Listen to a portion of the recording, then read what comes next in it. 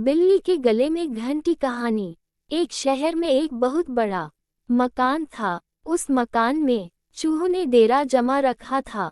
जब भी मौका मिलता वे अपने अपने बिलों से निकलते और कभी खाने की चीजों पर अपना हाथ साफ करते तो कभी घर की अन्य चीजें कुतर देते। उनका जीवन बड़े मजे से बीत रहा था। इधर मकान मालिक चूहों से तंग आ चुका था, इसलिए वह एक बड़ी सी बिल्ली ले आया।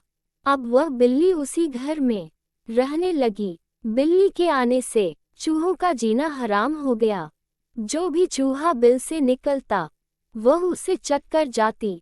चूहों का बिलों से निकलना मुहाल हो गया। वे दहशत के माहौल में जीने लगे। बिल्ली उनके लिए एक बहुत बड़ी समस्या बन गई थी। समस्या से निजात पाने का उपाय निकालने के लिए एक दिन चूहों की सभा बुलाई गई।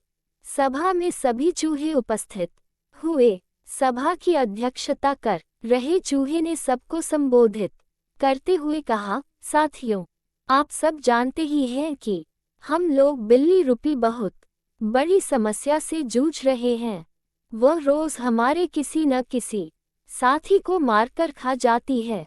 बिलों से निकलना मुश्किल हो गया है, लेकिन इस तरह हम कब तक बिल में छुप कर रहेंगे।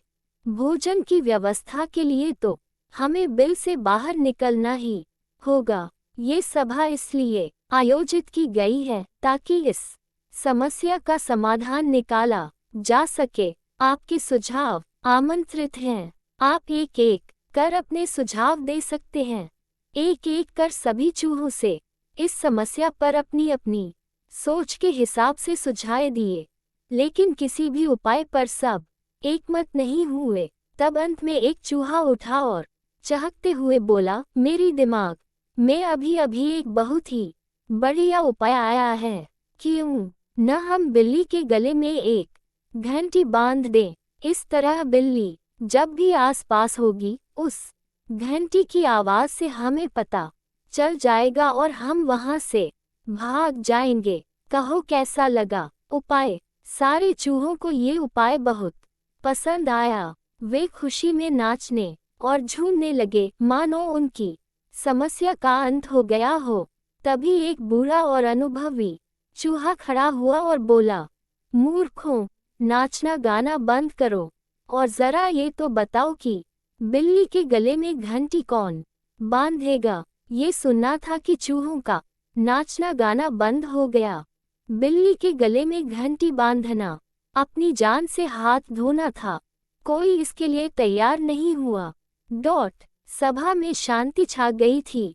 तभी इस शांति को चीरते हुए बिल्ली के कदमों की आहट सबके कानों में पड़ी और फिर क्या था, सब सिर पर पैर रखकर अपने अपने बिलों की ओर भाग खड़े हुए।